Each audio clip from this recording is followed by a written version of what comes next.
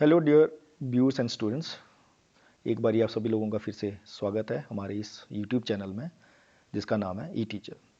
Dear students, आप सभी लोगों की बहुत ज़्यादा डिमांड थी कि पब्लिक एडमिनिस्ट्रेशन के जो क्वेश्चन पैटर्न है उस पर वीडियो बनाया जाए। तो आज का वीडियो मैं लेके आया हूँ थर्ड ईयर स्टूडेंट्स के लिए। इसके अलावा जो सेकेंड ईयर और फर्स्ट ईयर के स्टूडेंट हैं उसके लिए भी वीडियो बनाई जाएगी अलग से। तो आज के इस वीडियो में आगे बढ़ने से पहले मैं एक बारी आप सभी लोगों को फिर से रिमाइंड कर देना चाहता हूँ कि जिन लोगों ने अब तक हमारे चैनल को सब्सक्राइब नहीं किया है वो सब्सक्राइब कर दें और साथ में प्रेस भी कर रहे हैं बेल आइकन को, ताकि उनको नई वीडियोस की नोटिफिकेशन मिलती रहे। इसके अलावा आपने लाइक और शेयर भी करना है। शेयर अपने फ्रेंड के साथ कीजिए जिनको इन वीडियोज़ की ज़रूरत है, तो शायद हमारी वीडियो से उनको हेल्प हो सके पब्लिक एडमिनिस्ट्रेशन को ज़्यादा अंडरस्टैंड करने के लिए। तो आगे बढ़ते हैं पेपर की ओर।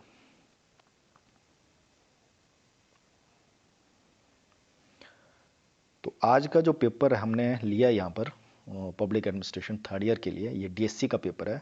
मतलब मेजर और माइनर वाले दोनों पढ़ेंगे इसको। टाइटल है इस पेपर का लोकल गवर्नमेंट इन इंडिया और पेपर का कोड है PBA 303A। कोड आपने याद रखना, टाइटल भी याद रखना, क्योंकि जब आप एग्जामिनेशन फॉर्म भरेंगे तो वहाँ पे आपको इसको लिखना होता है।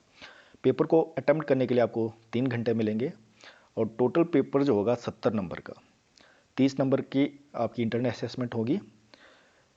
अब हम बात करते हैं, यहाँ पे एक नोट दिया है, इसमें बताया गया है कि सेक्शन ए जिसके 2 पार्ट होंगे और दोनों पार्टों को आपने अटेम्प्ट करना आपको कंपलसरी होगा। इसके अलावा सेक्शन B, C, D और E, मतलब 4 सेक्शन होंगे ए के अलावा। इनमें से आपको एक क्वेश्चन चूज करना है जो लॉन्ग टाइप का क्वेश्चन होगा और इस क्वेश्चन को आपने 500 शब्दों तक लिखना है। तो आगे बढ़ते हैं आप सेक्शन ए की ओर। सेक्शन ए के 2 पार्ट है, जैसे मैंने आपको बताया था, पार्ट 1 और भाग 1। ये short type, very short type जो क्वेश्चन होते हैं वो वाले क्वेश्चन है। 15 से 20 शब्दों का ही आपने इस क्वेश्चन को लिखना है, ज़्यादा नहीं लिखना है। मैंने देखा है, 2 बातें मैं यहाँ पे इंस्ट्रक्शन आपको देने जा रहा हूँ। एक, बहुत सारे स्टूडेंट जितने भी मैंने पेपर अब तक चेक किए हैं, इवेलुएट किए हैं, बच्चे सेक्शन और पार्ट जो होता है लिखते ही नहीं है। जैसे कि आपने सपोज करते हैं इस सेक्शन में 7-8 क्वेश्चन, आपने 5 क्वेश्चन अटेम्प्ट करने हैं। हो सकता है कि आपको 4 आते हो और उस बाकी के जो है 2 आपको नहीं आते होंगे, वो आप बाद में अटेम्प्ट करना चाहते हो। ठीक है, आप बाद में अटेम्प्ट कर सकते हैं, दूसरे सेक्शन में जा सकते हैं। लेकिन जब दोबारा इस सेक्शन में जब पहुंचोगे तो आपने फिर दोबारा अच्छे से लिखना है कि सेक्शन ए पार्ट ये वाला। क्योंकि बहुत सारे स्टूडेंट जो सही प्रकार से मेंशन नहीं करते हैं, क्वेश्चन को नंबरिंग नहीं देते हैं, तो उनको मार्क्स उस प्रकार से नहीं मिल पाते हैं, क्योंकि इवेलुएटर के पास उतना ना तो टाइम होता है कि वो ढूंढे कि क्वेश्चन कहाँ लिखा है, कैसे लिखा है या आंसर किस प्रकार से लिखा है। तो कई स्टूडेंट तो ऐसा भी करते हैं कि वो पूरा क्वेश्चन ही लिख देते हैं। तो क्वेश्चन लिखने की जरूरत नहीं है, क्योंकि सारे के सारे क्वेश्चन अगर लिखे बैठेंगे तो आपको कम से कम 15 मिनट लगते हैं। तो 15 मिनट आप आंसर राइटिंग में लगाओ, क्वेश्चन लिखने में मत लगाओ। लेकिन अगर आप सेक्शन को अच्छे से लिखते हो, पार्ट को अच्छे से दिखाते हो, तो उसको देखने वाले को भी आसानी होगी और आसानी से आपको मार्क्स भी देगा। तो बात करते हैं सेक्शन ए के पार्ट 1 पर। ये सबसे शॉर्ट, वेरी शॉर्ट क्वेश्चंस हैं। 2 से 3 लाइनों से ज़्यादा मैं रिकमेंड करूँगा, आपको सजेशन भी दूंगा कि इससे ज़्यादा नहीं लिखना है, क्योंकि इतने ही शब्दों में ये लिखा जा सकता है। तो यहाँ पे पहला क्वेश्चन है कि what is rural local self government. तो जैसे कि आप सेल्फ गवर्नमेंट के बारे में आपको पढ़ाया मैंने कि अर्बन भी होती है और रूरल भी होती है, तो ब्रीफ में इसके बारे में आपने इसकी डेफिनेशन देनी है। तो यहाँ बता दूँ कि 5 क्वेश्चन आपने अटैम्प्ट करने हैं, टोटल 8 में से। पहला क्वेश्चन ये हो गया। दूसरा, ग्राम सभा, जैसे कि आप जानते हैं रूरल गवर्नमेंट में होता ही है। और what are qualification for becoming member of panchayat. तो ये भी आप जब मेरा मटेरियल जितना भी पढ़ोगे उसमें आपको ये मिल जाएगा। फिर उसके बाद हु वाज लॉर्ड रिपन। तो आपको पता है कि he is the father of जो लोकल सेल्फ गवर्नमेंट शुरू हुई, उसका जनक माना जाता है। और फिर नए म्यूनसिपल कॉरपोरेशन और हिमाचल प्रदेश, ये भी रिसेंटली आप देख सकते हो कि कुछ म्यूनसिपल कॉरपोरेशन पिछले साल नई बनी है। तो ये सारी चीज़ें आपने खुद सर्च आउट करनी है मटेरियल से देख के, मैं यहाँ पे नहीं बताऊंगा, ताकि आपका भी प्रैक्टिस होती रही। फिर म्यूनसिपल कमिश्नर, जितने भी क्वेश्चन जो आए हैं तकरीबन 95% जो मटेरियल मैंने तैयार किया है, जो नोट्स बनाए हैं, उसी में ही आते हैं। फिर उसके बाद बोलता है right four source of income of panchayat, ये आप बताइए, क्योंकि ये आपने जब 73rd अमेंडमेंट एक्ट पढ़ोगे तो वहाँ पे उस पर दिया गया है। और उसके अलावा भी आप नेट से भी देख सकते हो और मटेरियल पे भी लिखा कि क्या क्या सोर्स होते हैं जो पंचायत लेवल पर वो अपनी इनकम को बढ़ा सकते हैं। फिर डिप्टी कमिश्नर, तो ये 5 क्वेश्चन 2-2 नंबर के आएंगे, तो फिर हो गया आपके 10 नंबर के। अब इसका सेक्शन ए का पार्ट टू में से 4 क्वेश्चन करने हैं। टोटल क्वेश्चन इसमें 5 दिए होते हैं और ये क्वेश्चन जो आपने लिखने हैं ये 100 से 150 वर्ड्स में ही लिखना है।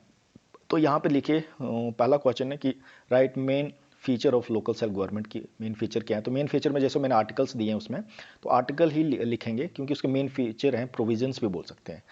उसके अलावा यहाँ पे लिखा कि explain the provision made in government of India act 1919 in relation to local government.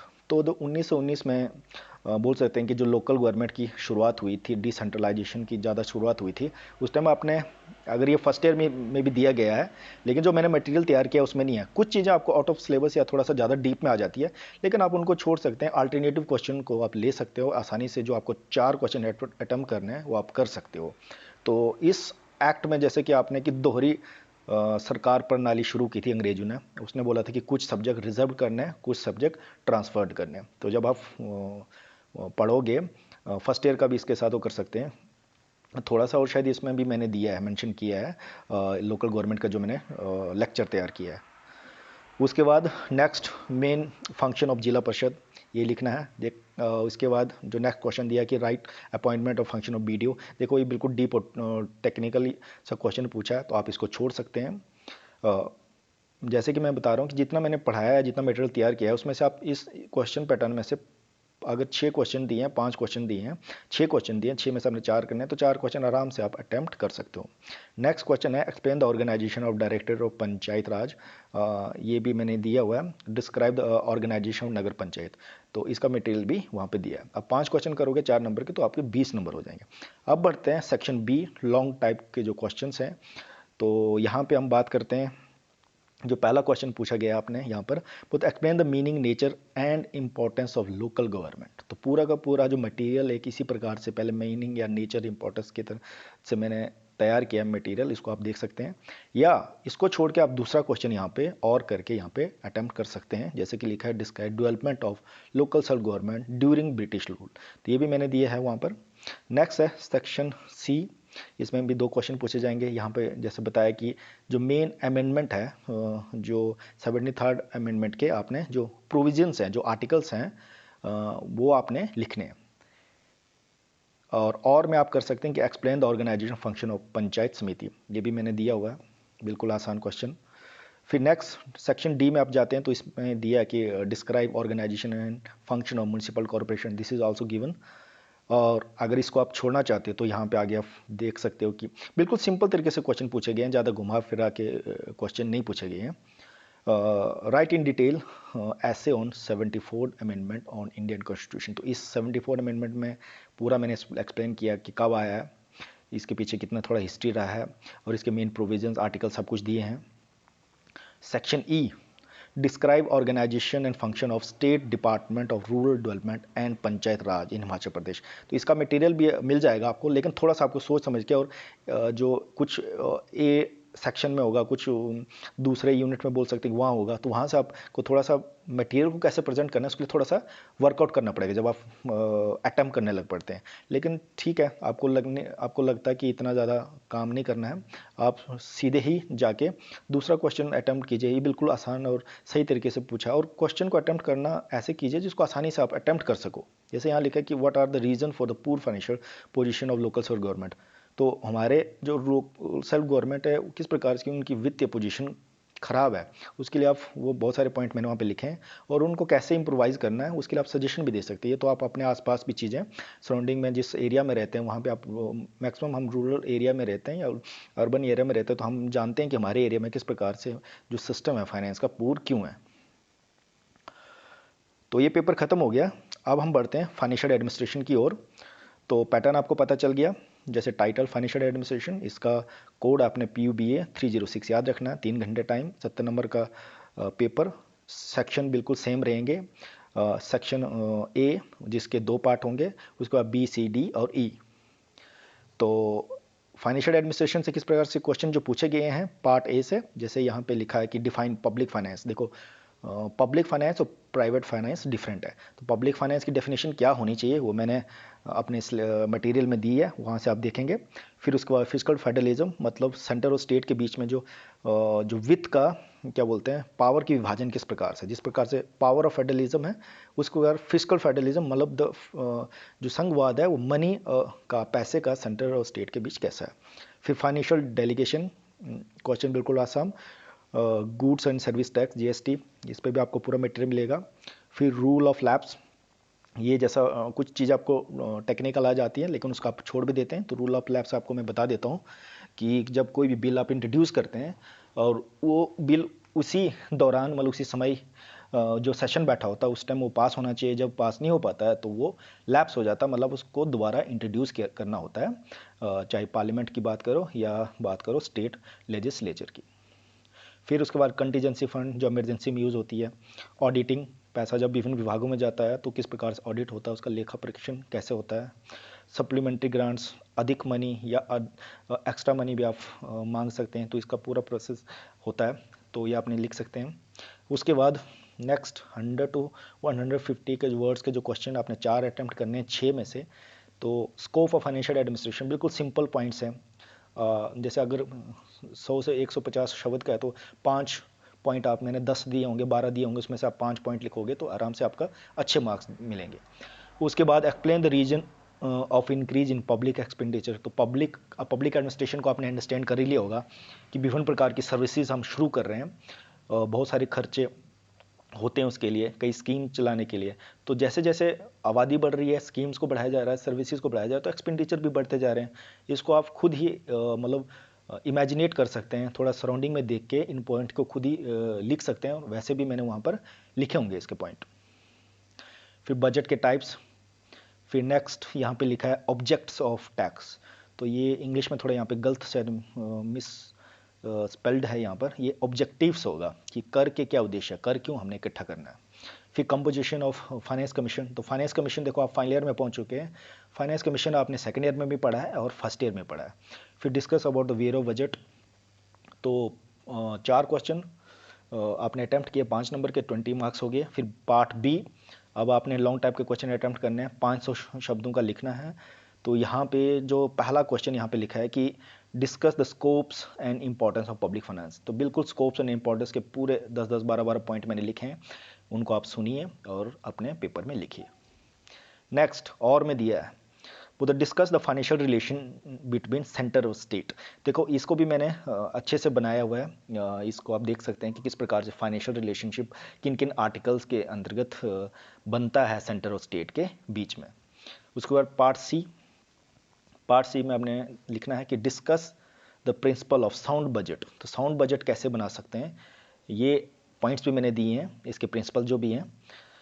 Next है राइट एन ऐसे ऑन एग्जीक्यूशन ऑफ बजट, हाँ तो बजट को कैसे एग्जीक्यूट करना, आपने पूरा एक पैराग्राफ, एक ऐसे जब होता है तो लगातार ही लिखते हैं, मतलब 1.5 या 2 पेजेस का लिख सकते हैं, लेकिन बेटर है आप ऐसे पॉइंट को चुनो जो आप स्टेप बाय स्टेप या पॉइंट टू पॉइंट लिख सको, क्योंकि अगर पैराग्राफ ऐसे राइटिंग में थोड़ा सा आपको डिफिकल्टी हो सकती है, पॉइंट को लिखना आसान होता है। पार्ट डी, राइट एन ऐसे on central board of excise and custom board, तो जैसे कि इनडायरेक्ट टैक्सेस है उसको इकट्ठा किया जाता है इस बोर्ड के द्वारा, उसके बाद डायरेक्ट टैक्सेस के लिए भी बोर्ड बनाया गया। ये दोनों बॉडीज है, सेंट्रल बोर्ड डायरेक्ट टैक्सेस और central board of excise and custom के लिए जो इनडायरेक्ट टैक्सेस के लिए यूज़ किया जाता है, दोनों बॉडीज़ के बारे में मैंने वहाँ पे लिखा है, इनके फंक्शंस के बारे में भी लिखा है। और इसके और में आप देख सकते हैं राइट एंड ऐसे ऑन जीएसटी, तो जीएसटी पे भी आपको मटेरियल दिया गया है, सब कुछ अकॉर्डिंग टू सिलेबस आया हुआ है और वैसे मटेरियल तैयार किया है। इतना आप करोगे तो आराम से 95% से ऊपर अटैम्प्ट करोगे, 100% भी अटैम्प्ट कर सकते हो, आपके राइटिंग स्टाइल पे डिपेंड रहेगा। पार्ट ई पे जाते हैं, तो यहाँ पे लिखा है कि how does the parliament exercise control over public finance, तो ये पूरा प्रोसेस मैंने यहाँ पे बताया कि किस प्रकार से बजट प्रेजेंटेशन से लेकर जब उसको पास किया जाता है, इसके अलावा बहुत सारी ऐसी मैकेनिज्म है जिससे पार्लियामेंट जो है कंट्रोल रखती है हमारे पब्लिक फाइनेंस पर। तो और मैं जो क्वेश्चन दिया गया है कि discuss the power and position of controller and auditor general of India CAG, तो कैग के बारे में भी आप फर्स्ट ईयर से लेकर सेकेंड ईयर तक और फाइनल ईयर तक आपने पढ़ा हुआ है, तो इसको देखिए, पूरा मटेरियल दिया गया है। नेक्स्ट पेपर, अब ये पेपर जो है सेक वाले पढ़ेंगे, मतलब मेजर स्किल एनहेंसमेंट कोर्स है, और पेपर का नाम है stress and time management. Paper का कोड है PUBA 302A। 3 घंटे का टाइम, 70 नंबर का टोटल आएगा। सेक्शन ए, 5 सेक्शन होंगे। सेक्शन ए में पार्ट 1 वेरी शॉर्ट टाइप के क्वेश्चन आएंगे। तो पहला लिखा सिंपल, देखिए बिल्कुल सिंपल क्वेश्चन बनते हैं सेक के। डिफाइन, स्ट्रेस को आपने डिफाइन करना है। उसके बाद टाइम मैनेजमेंट, देखो ऑर्गेनाइजेशन के अंदर आप लोग ऑर्गेनाइजेशन पढ़ा है, एडमिनिस्ट्रेशन पढ़ा है, तो जितना एफिशिएंसी आपने लानी है, कम समय का प्रयोग करना, पैसा का कम प्रयोग करना है, तो उसके लिए आपको टाइम को मैनेज करना है। तो इसको आप एक्सप्लेन कर सकते हैं। मोटिवेशन, प्रेरित कैसे करना ताकि लोग जो ज़्यादा काम कर सके। डिफाइन योगा, मेडिटेशन क्या है।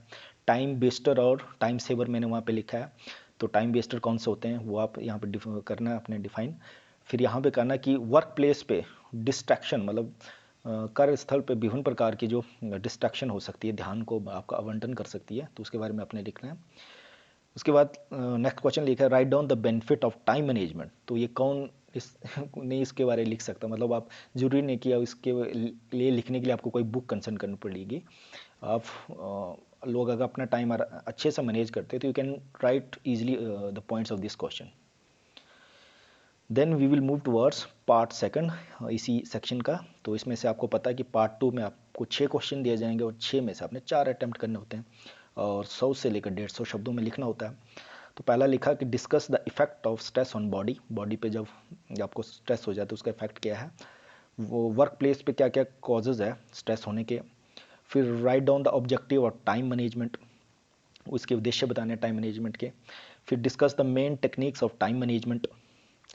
देन नेक्स्ट पॉइंट है, नेक्स्ट क्वेश्चन है यहाँ पर, write a short note on time saving technique. तो अब जो मैंने पॉइंट्स दिए होंगे उन पॉइंट्स को आपने टुगेदर करके एक पैराग्राफ लिख देना है, एक नोट लिख देना है। उसके बाद अप्रोचेस लिखनी है। तो बहुत सारी अप्रोचेस मैंने आपको पढ़ाई, action oriented, acceptance oriented, adaptation oriented, तो उनमें से ये एक टेक्निक है जिसके बारे में आप वहाँ पढ़िए। सेक्शन बी, अब इसमें 2 पार्ट हैं, आपको पता ही कि और में क्वेश्चन आएगा 500 नंबर वो शब्दों का आपने लिखना है। तो जो पहला क्वेश्चन यहाँ पर है वो है डिफाइन स्ट्रेस। उसके बाद स्ट्रेस को आपने ऊपर भी डिफाइन किया हुआ 1 नंबर में, तो यहाँ पे वही सेम डिफाइन कर देना है। Discuss it's nature and symptoms, और इसके सजेशन देने कि किस प्रकार से आप स्ट्रेस को जो है रिड्यूस कर सकते हो। बिल्कुल आसान तरीके से पूछा गया। नेक्स्ट क्वेश्चन है what do you mean by work place stress. तो वर्क प्लेस पे सबसे ज़्यादा भारत में जो वर्क प्लेस पे ही स्ट्रेस होता है, even through out the world. तो उसको, उसके कॉजेज़ क्या हैं, कारण क्या हैं, और उसको कैसे सुधारा जा सकता है वर्क प्लेस पे स्ट्रेस को, तो इसके बारे में मैंने वहाँ डिटेल पे सारे पॉइंट्स लिखे हैं। नेक्स्ट सेक्शन सी, पहला क्वेश्चन है define the concept of time management. Time management का कॉन्सेप्ट क्यों है, क्या मतलब टाइम मैनेजमेंट होता क्या है, कैसे कर सकते हैं। उसके बाद है discuss about the consequences of पूर टाइम मैनेजमेंट। तो जो लोग सही से टाइम मैनेज नहीं कर पाते उसका क्या असर हो सकता है उनके काम पे, उनके लाइफ पे। तो नेक्स्ट हम आगे बढ़ते हैं, इसी का और में आप अटेम्प्ट कर सकती हैं, वो तो right a critical note on distraction eight work place. तो एक आलोचनात्मक आपने एक नोट लिखना है, एक टिप्पणी करनी है किस पे कि वर्क प्लेस पे क्या क्या डिस्ट्रैक्शन हो सकती है। तो ऊपर वाला ज़्यादा आसान लगा, आप उसको आराम से अटेम्प्ट कर सकते हैं। सेक्शन डी, सेक्शन डी में है discuss the role of yoga and meditation in reducing the stress. देखो योगा और मेडिटेशन पे मैंने स्लाइड्स में कोई मटेरियल नहीं डाला, क्योंकि मैं चाहता था कि आप, बहुत सारी ऑनलाइन वीडियोस आती हैं जो प्रैक्टिकल करके दिखाते हैं, आपने वहाँ से वो सारे पॉइंट्स को लिखना है, और उसको लिखने के बाद, लिखने से आपको ये बेनिफिट रहेगा कि आप जब लिखोगे, खुद उसको देखोगे तो आप सीखोगे, क्योंकि उसको प्रैक्टिकल यूज़ में लाना है। इसलिए मैंने उस पर कोई नहीं बनाया, आपने खुद करना है, और बिल्कुल आसान है। योगा और मेडिटेशन के जो टेक्निक्स हैं जो बताए हैं, आप इस पर वीडियोस देख सकते हैं, उस पर अपने पॉइंट लिख सकते हैं।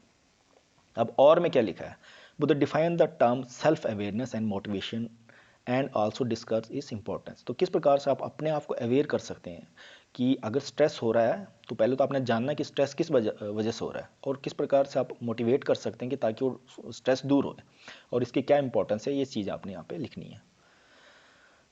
Section E, discuss the different methods and approaches to manage time. तो ये सारे मेथड अप्रोचेस जैसे हमने ऊपर बताया कि action oriented, acceptance oriented, adaptation oriented, बहुत सारी टेक्निक्स और मेथड जो मैंने दिए हैं वही पॉइंट आपने यहाँ पे लिखने हैं। अब उसके बाद है how can we create an effective environment at work place, also discuss about the challenges and time manage. तो क्या क्या ऐसे पॉइंट्स है, क्या क्या चीज़ें जिससे आप अपने एनवायरनमेंट को इतना इफेक्टिव बना सकते हो, मतलब अपने अनुकूल बना सकते हो जहाँ पे आसानी से काम कर सको। और ये बनाना इतना आसान नहीं है, बहुत सारी इसमें चैलेंजेस आती है, और चैलेंजेस कौन कौन सी आ सकती है ये सारे पॉइंट आपने लिखने हैं। तो लास्ट पेपर सेक का इस वीडियो का वो है leadership style and conflict management. इस पेपर का कोड है PUBA 301। तो सेक्शन सेम रहेंगे। पहला सेक्शन पार्ट 1 15 से 20 शब्दों का आपने लिखना है। 5 क्वेश्चन आपने अटेम्प्ट करने हैं। तो पहला क्वेश्चन यहाँ पे है कि डिफाइन लीडरशिप। लीडरशिप के डेफिनेशन देनी है, आपने फर्स्ट ईयर में पढ़ा है, सेकंड ईयर में भी है लीडरशिप। उसके बाद कॉन्फ्लिक्ट क्या होता है, विवाद कैसा होता है, संघर्ष क्या होता है, ठीक है।